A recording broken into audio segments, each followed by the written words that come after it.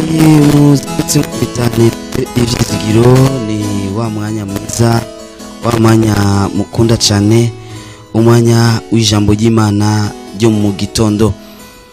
Kuri mikro muri kumwe na Jackson Nkishimana. Murazi rero ko tumaze indwi zibiri tuko turiga ku ngazi indwi, ingazi indwi dutegerezwa gucako kugira ngo dushikire ku masezerano yacu. Ingazi indwi, hari ingazi ya mbere, hari ingazi ya kabiri, hari ingazi ya gatatu, ya kane, ya gatanu, ya gatandatu n'iyindwi.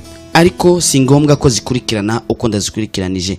Harashobora gutangurira ku yindwi, harashobora gutangurira ku ya gatatu, harashobora gutangurira ku ya kane, harashobora gutangurira ku ya mbere. Ariko kimwe mu byo twize, twarize ko ingazi imwe muri izo ngazi indwi na gasuzuguro. Ico twacize muri ijya ndwi yindi, kandi dusubira twiga mu ndwi ishize ko ikindi kigira kabiri, indi ngazi igira kabiri canke iyindi ngazi mu ngazi indwi ni ingazi y'ubukene. Uno musi rero turaza kuvuga ingazi igira gatatu iyariyo. Reka dusome ano majambo yanditse mu gitabo c'Itanguriro igice ca 29 ku murongo wa 20. Itanguriro igice ca 29 ku murongo wa 20. Dusome ati nuko Yakobo akora imyaka ndwi kugira ngo ahabwe Rakeli, imuhindukira nk'iminsi mikeya kubw'urukundo amukunda. Ndasubiyemo Itanguriro 29 ku murongo wa 20. Nuko Yakobo akora imyaka ndwi kugira ngo ahabwe Rakeli, imuhindukirira nk'iminsi mikeyi kubw'urukundo amukunda. Ingazi igira gatatu uyibaza niyihe? Nuguhemukirwa. Ingazi igira gatatu nuguhemukirwa. Iyi ni nkuru ya Yakobo. Yakobo yarakeneye umugeni, yarakeneye umuntu bazobana, yarakeneye umuntu azomuba hafi. Abubatse canke abakeneye kubaka arazi impamvu yagirondeye umudamu wiwe, yaramurondeye kuri izo mpamvu nawe warondeye umudamu wawe. Kandi urondera ukunda, kandi wa wundi akuri ku mutima uvuga ati n'uyu nyene. Yakobo aja kwa inarume Laban aramwemerera ko ashobora kumuha umugeni. Mugabo bavugana ko agiye gukora imyaka ndwi kugira ngo aronke umugeni, kandi arapresiza neza, aratomora neza uwakeneye. Avuga ko keneye Rakeli. Uyo Rakeli yari mwiza nkuko Bibiliya bivuga, yari mwiza wese. Mugabo Leya yari mukuru wa Rakeli, yararembetse amaso gusa, ariko ntiyari mwiza wese. Mugabo Yakobo akunda wa wundi mwiza. Urazi abantu bose bakunda ivyiza. Yakobo akunda wa wundi Rakeli ariwe mwiza kuruta Leya. Leya yarakuze, niwe yari wa mbere, yari imbere ya Rakeli. Mugabo ntiyashima Leya, ashima Rakeli. Barumvikana. Yakobo aza kuba umukozi kwa sebukwe ariwe inarume Laban, kandi aravyumva ko bitomoye kandi bimeze neza. Imyaka indwi imubera nk'ubusa, nkuko rino jambo tuheje gusoma ribivuga. Ya myaka ndwi imubera nk'iminsi mikenya kubw'urukundo yakunda Rakeli. Iyumvire nawe kuba umukozi wo kwa sobukwe kugira ngo baguhe umugeni, umva atari urukundo rudasanzwe rwari ruhari. Mugabo kuri iri jambo tuvuga guhemukirwa, inarume aramuhemukira. Amuhemukira gute? Ico gihe bajana abigeme mu ijoro, nkuko no mu Burundi vyigeze kuba kera. Abigeme babazana mu ijoro, nabo hari ababazana mu ijoro. Baza bamuzaniye Leya, kandi yarakeneye Rakeli. Yakoze araruha, ukwezi kurahera, umwaka urahera, iyindi irahera, kugeza imyaka ndwi akeneye Rachel. Mugabo Rakeli ntabwo bamumuhaye, baza kumuha Leya atarakeneye. Kandi bamuzana mu ijoro, ntiyabimenya ko atari we. Hageze mu gitondo niyo yaje kumenya ko ari wa wundi atashakaga, ariko wa wundi yarakeneye siwe bamuhaye. Bamuhemukiye, kandi uwamuhemukiye n'umuntu atomuhemukiye. Icambere ni sebukwe. Tureke sebukwe tuyishire ko cobe cya kabiri. Icambere nuko ari inarume. inarume y'umuntu buriya n'umuvyeyi wiwe abavukana na mama wiwe mu ndimwe kandi yo mufata neza nka mama wiwe mugabo aramuhemukira mu gishingo cyuko yo mugiriye neza ari umwana wa mushikiwe amugirira nabi aramuhenda aramuhemukira amuha Leya kandi bari bumvikanye ko amuha Rachel. Mugabo muri ico gihe cyose Yakobo iryo joro ryose yabayeho atazi ko yahemukiwe, yararyohewe, sinzi yaratanze ibi na biriya, kumbure yari yatumiye abantu n'abandi, kumbure akazuki yari yagateguye neza, kumbure byari byagenze ukuna kuriya, ijoro ryose rihera atazi ko yahemukiwe. Nawe hari umuntu kumbure mumvikanye ibintu, arigiye kumbure wigeze kubaho mu gihe umara ibihe utazi ko wahemukiwe, uri gukora ikintu utazi ko wahemukiwe, wagiye ahantu utazi ko wahemukiwe, uri mu bintu kanaka utazi ko wahemukiwe, kumbe warahenzwe ntiwabimenya. Yakobo yari yarahenzwe arahemukirwa atabizi, kandi sinovyita guhendwa gusa, guhemukirwa birusha guhendwa. Kuko umuntu araguhenda ku kintu utazi, mugabo guhemukirwa uhemukirwa ku kintu muba mwarumvikanye, mwumvikanye ko biza kugenda uko, mugabo ntabwo byagenze uko mwavyumvikanye, wa muntu yabihinduye kandi ku bugome bwiwe canke ku mayeri canke ku bube gito bwiwe agahindura vya bindi mwari mwumvikanye ko magiraniye ko amasezerano. Yakobo amaze kuzinduka mu gitondo asanga wa wundi bamuhaye siwe. Iyumvire ijisho rya mbere ahabona akaca asanga si wa wundi. Yarabazi neza, yarabazi cyane kuko barabana, yarakoreye, yabaye umukozi wabo. Sinzi ico bamukoresha, mugabo bamugize umukozi, yasabye kuba umukozi mu mirima, mu ntama no mu bindi byose. Yarakora nk'umuboyi kwa sebukwe, ariko araca umukenyezi agomba ko aronka Rachel atari Leya.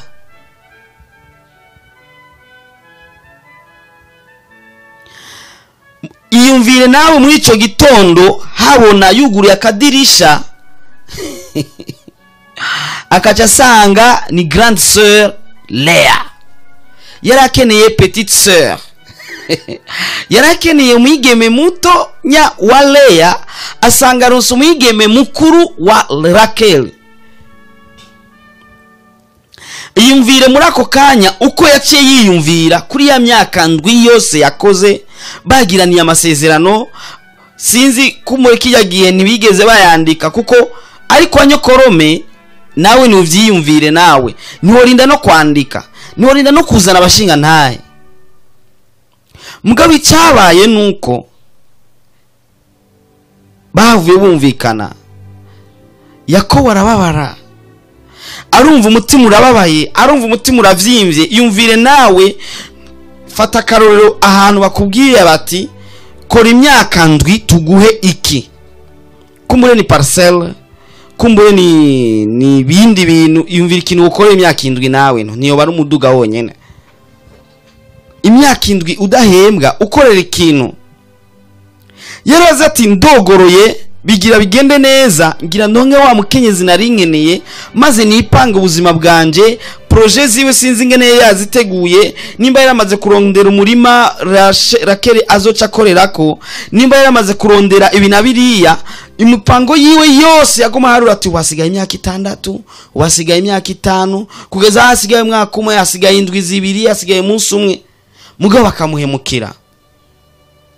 Nawe baraguhemukiye, nimba bataraguhemukira bazoguhemukira. Ni ngazi imwe mu zindi ugomba gucamo, uvyanke cyangwa uvyemere, hazogira abantu bazoguhemukira, hazogera umuntu azoguhemukira. Ni ngazi imwe mu zindi, muri za ngazi indwi twavuga ko tutegeza ko tuzokwiga zose tuziheze. Imana niya bigomba izo ngazi indwi zose ni ngombwa uzicemo kugira ngo ushike ku masezerano yawe. Hari icyo Imana yagusezeraniye, ni Imana idahemuka. Yoyo ntihemuka, ntabwo imeze nk'abana b'abantu. Abana b'abantu murasezerana mugabo shika bakaguhemukira, ariko Imana yo yaragusezeraniye icyo izo gukorera, mugabo uri kuraca ahantu mu ahantu ahantu hagoye, mu mwonga, mu misozi uduga imisozi umanuka ibiyaya, aho sugo muhaca kugira ngo ushike hahandi uhora agomba kushika. Warasezeraniwe vyiza kandi warasezeraniwe vya bindi je ntanziri ubizi, ariko ingazi mu ngazi utegereza gucamo niyo ngazi yo guhemukirwa, kandi ukahemukirwa n'utoguhemukiye. Birababaza kuba wohemukirwa n'utoguhemukiye. Yakobo hari ikintu yakoze, yaranse gutatana sebukwe. Uravyumva nawe bamukwe? Yaranse gutatana inarume. Uravyumva nawe muyomba? Acavuga ati je ndemeye gukora basi yindi minsi imyaka ndwi, mume Rachel, mume Rakeli niwe nkeneye. Mugabo rero ikibazo yamaze gutora nde? Leya. Babanye nk'umugore n'umugabo. None mbigenze nte? Ntari bumusubiza inyuma, aca bigisubira muhira. Nibiri bukunde ategezwa kumugumiza ngaho, kuko muri kijya gihe baratwara abagore 2 3 4 5 hari mu isezerano rya kera, kandi n'abantu ntibari bwagwire ku isi. Ariko rero ikintu cyahabaye, Yakobo yaremeye ko yoja gukorera sebukwe kandi iyindi myaka ndwi kugira ngo aronke Rakel, kuko niwe yarakeneye. Ukeneye ikintu, abarundi bavuze ngo akeza karigura. Ukeneye ikintu kandi ukabona ko ari cyiza, ni vyiza cyane kandi bikomeye cyane kandi bihambaye cyane ko utanga ivyo ufise vyose, cyane ukumeze kose, cyane ibikomakomeye vyose kugira ngo ushike kuri cya kindi. Imana yari dukeneye twebwe, yaremeye itanga umwana wayo w'ikinege kugira ngo umwizera wese ntazapfe rubi, ariko ahabwe ubugingo budashira. Sema amen. Yakobo yemera kandi gukora yindi myaka ndwi, ikibi myaka 14 s'il vous plaît. Imyaka 14 akorera umwigeme umwe gusa yarakeneye. Umva atamukunda cyane. Yaramukunda kweli. Baca bamuha rero Rakel. Mu vyumviro urashaka kwiyumvira ati mbega none nta muntu yarafise kwizera nka Yakobo.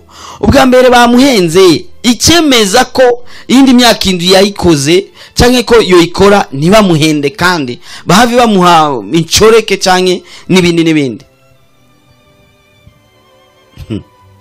Haragera igihe arakora ya myaka indwi isigaye, ikiba imyaka 14, kandi iyo myaka yose yayikoze anezerewe atabwoba. Mugabo yahemukiwe. Yakobo arahemukirwa n'utomuhemukiye. Rakel arahaba na Leya arahaba. Mugabo Rakel arakundwa kazwa cyane kuruta Leya. Imana icyayugara inda ya Rakel, iha Leya abana imbere yuko ha Rakel. Iyo ni indi nkuru ndende. Mugabo aho nari nkeneye na sebuko yamuhemukiye. Abantu barahemuka, kandi kugira ngo aguhemukire nibisabiye ibiharuro birebire cyane. Urashobora kuba wizigiye umuntu ejo ugasanga yabaye ukundi kuntu utabiziga. Iyaba umuhungu umwe yitwa Samson yarari ngaha, yobashingiye intahimwe, yatwaye umwigeme yitwa Delila. Uyu Delila barabana nk'umugore n'umugabo. Iyumvire nawe umugore guhemukira umugabo. Yaramuhemukiye, amubaza amabanga y'ubuzima bwiwe, amubaza amabanga y'inkomezi ziwe, kandi Imana yari yamubujije Samson gutwara umunyamahanga kazi. Samson abirenga ko akora icyo cyaha cyo kumutwara, kandi abirenga ko atanga ibanga ryiwe ryo mu mutima. Ayo makosa Samson yakoze siyo ngomba kuvuga ingene Delila yahemukiye Samson, kandi babana ari umugore n'umugabo. Hari abagore bahemukira abagabo babo, hari abagabo bahemukira abagore babo. Ni ngombwa kimwe muri ico urashaka kugicamo. Hari umudamu usanga afise abana ugasanga saba umugabo. Hari umugabo usanga afise abana hanze ataraba umugore wiwe.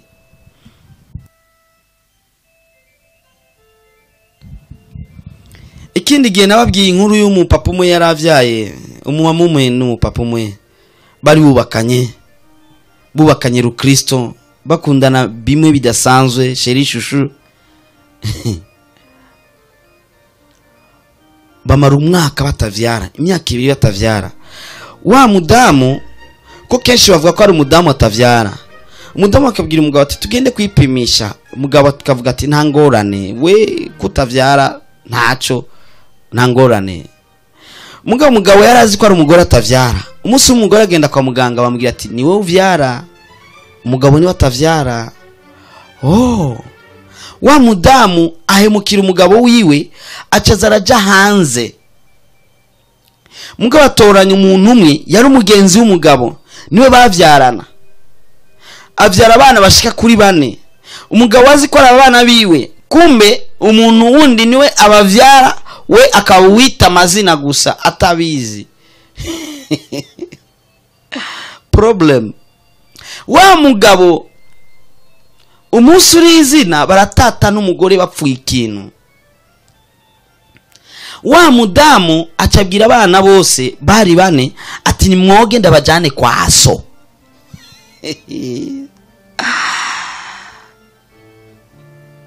Birababaje wocuraba.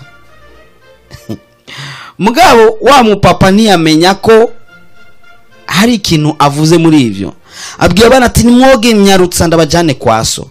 Mugabo muri yo quartier babamwo hari undi mupapa bavukana na wa mupapa. Aca yibaza ko batwaye kwa wa undi bavukana, kuko nta wundi se yokumva bavuga, nta nivyo yiyumvira, nta nivyo yigeze arota. Afata ba bana bose abajana kuri wa mugabo yabavyara. Baba mzazi na baba mlezi. Sasa wa mupapa abavyara arabakira, wa mupapa yabareze akabaha amazina atazi ko atarabiwe. We acayigumira ngaho umunsi urahera iminsi 2-3 acavuga ati igiki cyo tuma mwene wacu yakira abana, mugabo ntaze kumbwira impamvu cyangwa icyo madamu wanje yamubwiye. Acaragenda yihuta ashika kuri wa mwene wabo, ambwiye ati inshuti yanje, impamvu ki madamu yo kuzanira abana banje, mugabo ntuze kumbwira, umbwire ivyo madamu yakubwiye kandi uzi ko tuvukana. Wa mupapa aramuhakanira ati nta bana bawe mfise, uretse gusa ko nababonye kuri wa mugenzi wawe aba ngaha hepfo. Mugabo kandi naragize ikibazo impamvu ki wotwara abana muri vacances kwa runaka ntubazani wanje kandi ari je tuvukana. Wa mupapa nyene umugore nyene kubarera atari nyenebo avuga ati nibishoka, nagasuzugura niko barako, reka nje kuba mwaka.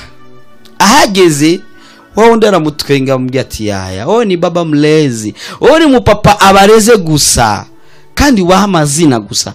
Nyenebo ni jewe, naho ushaka tukaja kwa muganga, naho ushaka guhamagara abacinga ndaye bakaraba uwo basa. Yarahemukiwe na madamu wiwe, yarahemukiwe n'utomuhemukiye.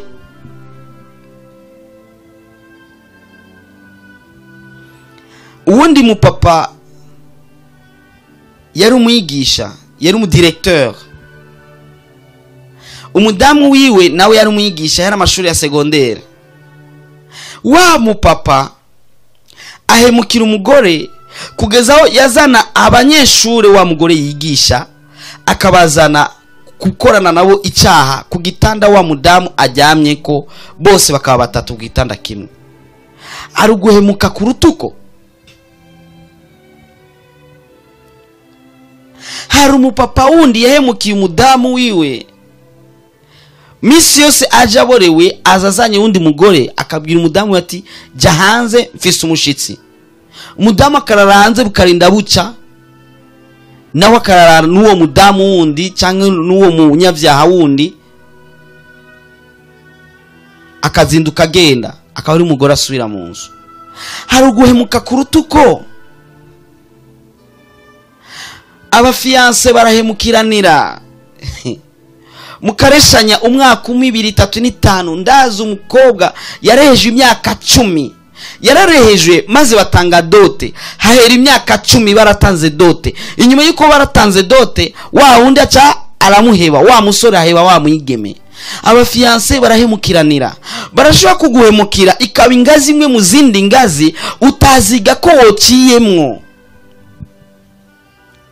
barashobora kuguhemukira ku kazi ugatangara umukoresha wawe akaguhemukira utabiziga umukozi wawe akaguhemukira utabiziga muri quartier ubamo barashobora kuguhemukira ababanyi ugatangara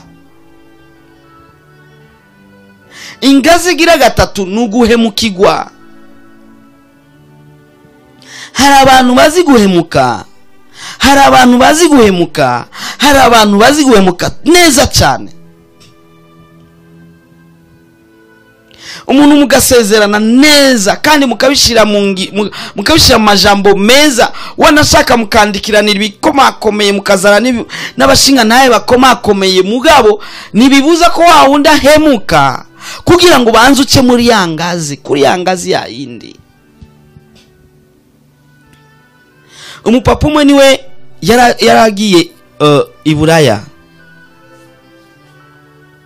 agenda atwaye amafaranga menshi azomufasha mu buryo bw'indege n'ibindi ageze mu hoteli Nairobi azabona umuntu adandaza inzahabu arivonye inzahabu azibona ku giciro gike kingana nayo mahera yose yarafise aca sanga izo nzahabu azishikanye iburaya zovamo amafaranga menshi cyane agatunganirwa kandi naho yoreka kugenda iburaya yozigurisha handi hantu ngaho nyene yoronka incuro nka zine ayo mahera yaziguze acavuga ati reka mbe umunyabwenge ndazigure maze ntunge mukanya isase mugabo avuga ati reka tuje kuri bijouterie badupimira inzahabu ko ari ya vrai ko ari nziza ari inzahabu nyakuri barajana bashika kuri bijouterie barapima basanga ni inzahabu nziza aratanga amafaranga atashe agiye kuzigurisha nawe muri uwo mwanya nyine ata minota 20 irahera bamubwiye ati zahabu sizo avuga ati je napimishije no kuri bijouterie atoya tuje kuri iyo bijouterie apimishije ko agiye kuri ya bijouterie ahasanga handitseho alimentation nukuvuga ko wa mubandi wa undi yamugurishirije ko izahabu yamuhemukiye yamugize ko wescro baja kuri bijouterie yabo babandi nyene mugabo mukanyisase babahinduye rya capa ryanditse ko bijouterie babarikuyeho bashizeho alimentation kuri ama etagere bashizeho isamaki niki nibitumbura n'isukari n'amabiju n'ama biscuit n'ibindi byo muri alimentation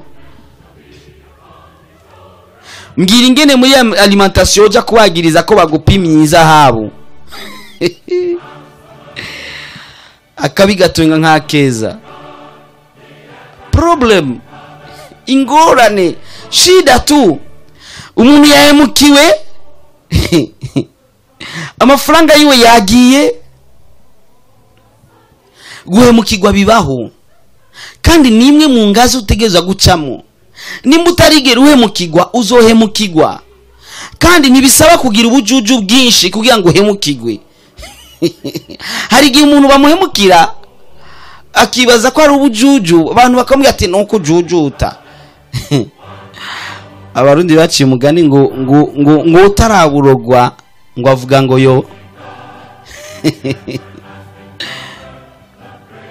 aba escrow wowe ni benshi bazakuzaniye amakarata ya Lona arabandi bakubwira ati genda umvungishiriza amahera ubundi akubwira ati fata aya mahera muri envelope ugenda ugure nibirebire ivyo aba escrow birarenze harabakuzanira amatelefone arimo uburobe ubuswage ukumva iremereye nka telefone kumbe indani wayugura ni housing gusa ugura indani ugasanga na buswage ubundi yaguze radio mu gishingo cyo kuba muhi radio asanga bashizemo ibumba riremereye nk'iradio agiye acugura asanga ni radio y'ibumba. Ni vyinshi abantu barahemuka. Hari abantu mumvikanya ati tugira iki nitwagera imbere bizogenda uko, ejo akacakatisha ibindi bikaja handi hantu akabihindura bikaba ibindi ukundi kuntu. Guhemukirwa bibaho kandi biraba kuri benshi, kandi nimba bitaragushikako bizogushikako. Nimba bamaze kubicamo pole sana, Imana ikuzigamira aho hantu kuko guhemukirwa bibaho.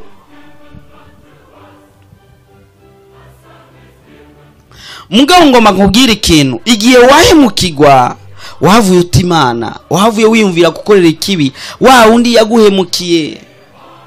Ijambo ry'Imana tugira ati dukunde abansi bacu kandi mbere tunabasengere. Nimba wigeze wiyumvira ikibi kuri wa undi wa mwansi wawe, wihane, Imana iguharire.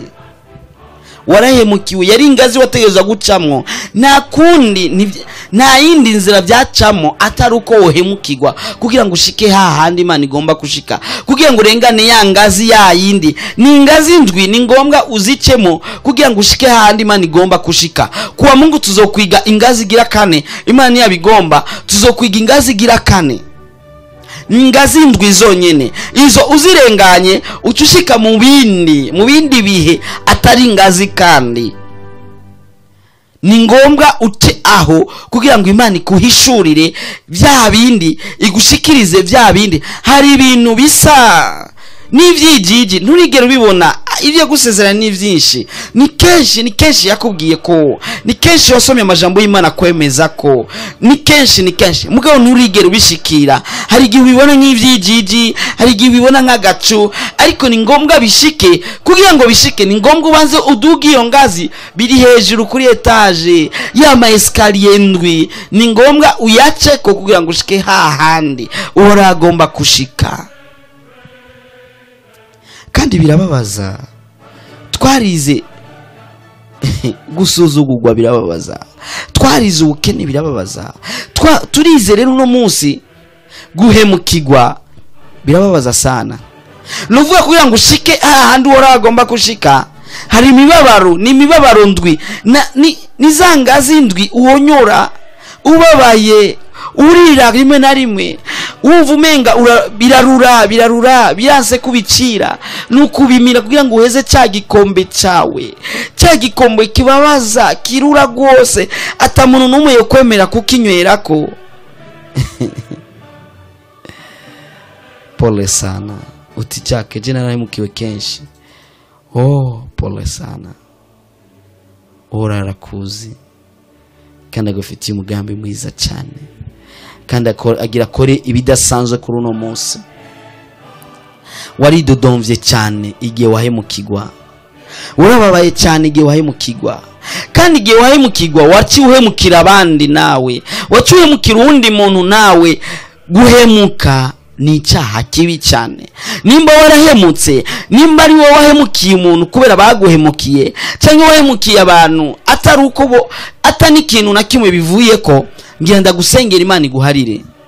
Wahemukiye umudamu wawe uko mumvikanye suko, ingene wamubwira ukimuresha ntibyari uko, ivyo wari wamusezerana ntibyari ivyo. Wahemukiye umugabo wawe kwa kundi wari wamubwiye si ivyo, kandi ivyo uriko urakora birababaza Imana. Izo nzira uriko uracamo zirababaza Imana. Ivyo vyiyumviro ufise ubu, iyo migambi ufise ni mibi, reka. Wahemukiye umukoresha wawe, ivyo mwari mwumvikanye suko, uko mwari mwatunganije igikorwa suko, ntivyategezwa kumera uko. Warababaje Imana. Wahemukiye umukozi wawe, uko mwari mwavyumvikanye kwari uko. Warahemukiye pastori wawe, warahemukiye abakristo urongoye, warahemukiye chef de chorale, warahemukiye abaririmbyi urongoye, warahemukiye abutwara muri quartier cyangwa muri commune cyangwa hehe. Mwarahemukiye ubatwara muri quartier, muri commune cyangwa handi. Warahemutse. Numwanya ngomba gusengera umuntu wese azi ko yahemutse.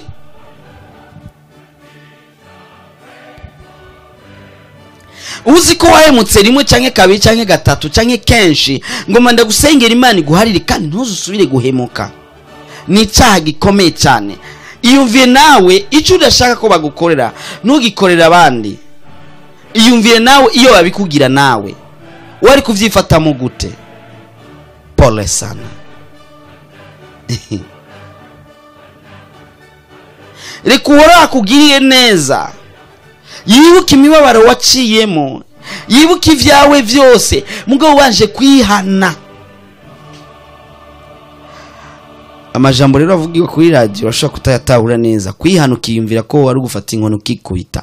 Oya, ni wature n'akanwa kawe wicuza impamvu wakoze icyo cyaha, maze ufata ingingo utazosubira kugikora.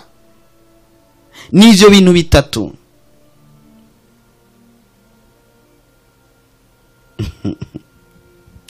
Warahemutse. Iyumvire wa wundi wahemukira ingina bibona. Iyumvire Imana data wa twese uko avyakira kwa kundi wahemutse vya bindi wakoze. Reka ndagusengere kugira ngo Imana iguharire, maze nawe gushitse ko masezerano yawe. Ariko ntabwo izogushitsa ko masezerano yawe ukiri umuhemu. Va muri ubwo buhemu maze ukorera Imana neza cyane. Ngira nsengire uwo muntu yitwa ko azi amajambo y'Imana mugabo yahemutse. N'umuntu wese atarakira Yesu Kristo nk'umwami n'umukiza wiwe, ubwo n'ubuhemu bukomeye cyane, kuko Yesu yakubise ku bwacu kandi yari amasezerano yaje kugira ngo natwe tumwakire. Mugabo utaramwikira wese yahemutse. Wahemutse n'uwo atarakira Yesu Kristo nk'umwami n'umukiza wiwe, ngira ndabasengere kugira ngo Yesu abikore. Mwami Yesu ugira neza, ndaje imbere yawe, ndakwereka bano ba papa, aba mama, abigeme, imisore n'abana bahemukiye abandi nabo ntibarakwakira nk'umwami n'umukiza w'ubugingo bwabo. Ndabasabiye Yesu Kristo guharirwa ivyo vyaha, bave mu gitigiri cy'abahemu baje mu gitigiri cy'abemegwa nawe mwami. Ewe Yesu, nuharure kandi bwa buhemu bwabo, nuharure kandi vya vyaha vyabo, nuharure kandi kwa kundi babayeho bitahwanye n'amategeko yawe, bidahwanye n'ijambo ryawe Yesu Kristo, maze uharure ubuntu bwawe buri hejuru yabo. Mu izina rya Yesu Kristo w'i Nazarete ndagusaba mwami ko ugira neza, ndagusaba mwami ko woseruka mu gihe nk'iki, maze amasezerano wabasezeraniye ashobore gushika. Ni ngazi ndwi turiko turiga, tugeze ku ngazi ya gatatu. Irababaza cyane kuba umuntu yahemukiye uwundi, birababaza. Uwahemukiwe arababara gose, uwahemutse abifata ibisanzwe, ariko nawe aratahuye neza ko yagize nabi. Yesu numuharire, umviriza amasengesho ariko agusenga, raba amarira arira, akwereka ivyo yaciyemo byose. Yesu gira neza, ndizeye ko umuhariye. Ni mu izina ryawe ryera Yesu Kristo umwami n'umucunguzi wacu, amen. Muri jambo ry'Imana wari kumwe na Jackson Nkeshimana. Ofisi cyubaza canke ukareka ko tugusengera canke ico wunganira, urashobora kutwandikira cyangwa ukadutelefona kuri 79 57 14 29 79 57 14 29 canke 75 57 14 29. Nuvuga uhindura 75 cyangwa ugashira 79 maze ugashiraho 57 14 29 57 14 29.